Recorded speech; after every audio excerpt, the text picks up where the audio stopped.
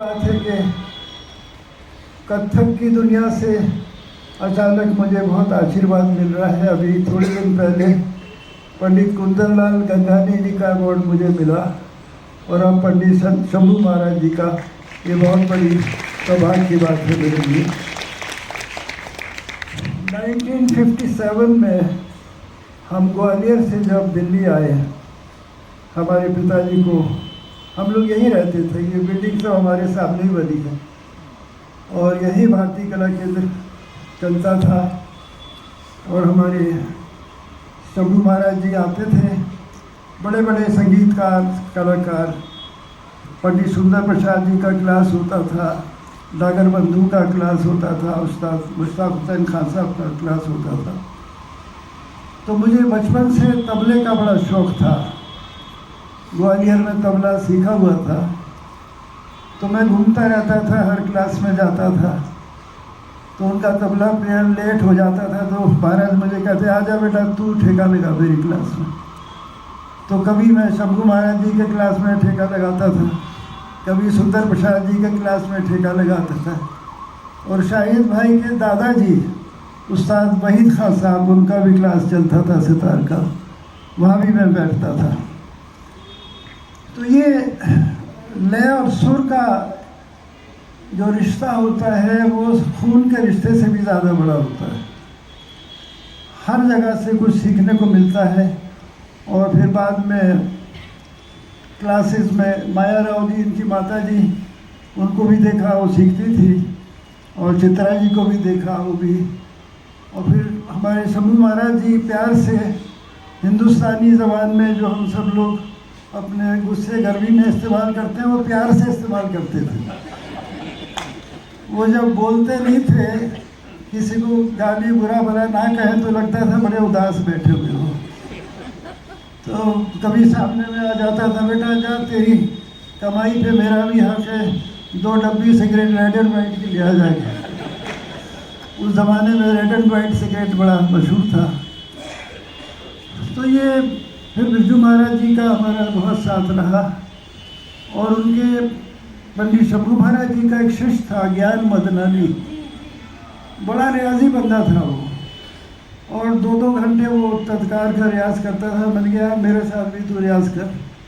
तो वो बिरजू महाराज जी को अंग्रेज़ी सिखाता था और बड़ा रियाज करता था। मैं उसके साथ सरोद लेकर 4 बजे मुझे सुबह उठाता था आके, और वो और हम बैठ के तत्कार चल रही है कि 1.5 घंटा ज़्यादा चल रहा है सिर्फ। कभी ज्ञान मदनानी जी का रियाज होता था, कभी प्रताप पवार जी के साथ रियाज होता था, कभी बिरजू महाराज जी के साथ रियाज होता था। फिर हम लोग 1963 में एक डेलीगेशन गया यहाँ से America, on the invitation of Asia society. तो हमारे पिताजी बड़े नर्वस हो गए अमेरिका का नाम सुनकर, क्योंकि वो प्लेन से डरते थे। ये नेवर फ्लू, वो ज़मीन पर ही रहना चाहते थे। और वो because I am the youngest child of the family, तो बड़े डर गए कि अमेरिका कैसे जाएगा ये। तो सब ने, नैना देवी जी और सुमित्रा चरतराम जी, सब लोगों ने, बिरजू महाराज ने पैर पकड़े उनके कि चाचा जी इनको जाने दीजिए। तो हमारा बिरजू महाराज जी का ये टाई अप हुआ कि वो मेरे साथ तबला बजाएंगे, मैं उनके साथ सरूद बजाऊंगा। तो 2 महीने हम लोग अमेरिका में टूर किया। फिर एक ऐसा कॉन्सर्ट हुआ कि एरिना स्टेज बोलते हैं शायद उसको, चारों तरफ ऑडियंस होती है। अब हमने कहा यार मुंह किस तरफ करें हम लोग कहते हैं एक दूसरे को पीठ मिला के बैठ जाओ और धीरे धीरे खिसकते रहो। तो वो भी हुआ। और जब ये बिल्डिंगें बन रही थी, हमारी पुरानी बिल्डिंगें टूटी, यहीं से मैं स्कूल भी जाता था साइकिल पे बैठ के। और हम लोग वो मट्टी के टीले पे रात को बैठ के, बिरजू भैया, तिहाइयाँ और सुरकाल का जिक्र होता रहता था। तो मुझे बहुत कुछ सीखने को मिला ये सारे महान संगीतकारों से। और आज भी मैं जिसको भी सुनने आता हूँ, एक विद्यार्थी बनकर ही आता हूँ, शायद मुझे कुछ और सीखने को मिल जाए। तो मुझे बहुत खुशी है कि ये हमारी परंपरा, हमारे कृष्ण मोहन जी, और रामकृष्ण मोहन और पासवती और बहुत सारे इनके शागिर्द लोग, इनके बच्चे, बिरजू भैया के बच्चे सारे बहुत अच्छा काम कर रहे हैं। और मेरी शुभकामनाएं हैं, आशीर्वाद है, खुदा करे ये परंपरा चलती रहे। और हमारे उस्ताद शाहिद परवेज़ माशाल्लाह इतना नाम रोशन कर रहे हैं जो अपने बुजुर्गों का, इतना पुरानी परंपरा, उस्ताद इमदाद खान साहब, उस्ताद इनायत खान साहब, फिर इनके दादाजी उस्ताद वहीद खान साहब।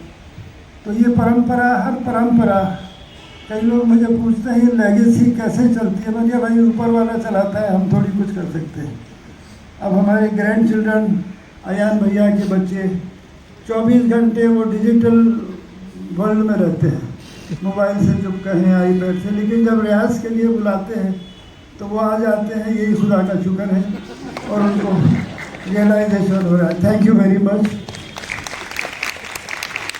आपका बहुत धन्यवाद। आज हमारे बीच एक और ऐसी शख्सियत है